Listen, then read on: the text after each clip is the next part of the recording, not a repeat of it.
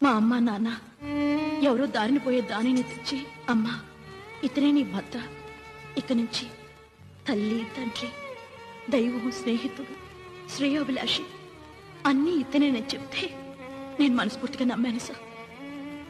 అంతేకాదు, ఆ దేవుడి ముందు, అగ్నిదేవుడి ముందు, మంగళ వాయిద్యాల నడుమ, వేద మంత్రాల మధ్య, మా బంధువులందరి దీవెనలతో నా మెళ్ళో ఈ మంగళసూత్రాన్ని కడితే ఈయనే నా భర్త అని భక్తితో నమ్మాను సార్. ఆయన కట్టిన మంగళసూత్రాన్ని దైవంగా భావించాను సార్. పెళ్ళంటే 3 ముళ్ళ బంధం అని తెలుసు కానీ ఈ కాగితాలు సంతకాలు అని నాకు తెలియదు సార్.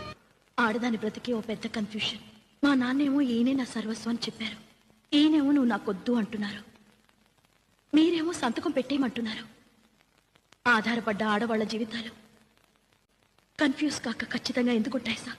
పేపర్ బిల్ ఇచ్చినట్టు, కరెంటు బిల్ ఇచ్చినట్టు, గ్యాస్ బిల్ ఇచ్చినట్టు పవిత్రమైన వివాహ బంధాన్ని తెక్కొట్టి మీరు విడాకులు బిల్ ఇస్తానంటే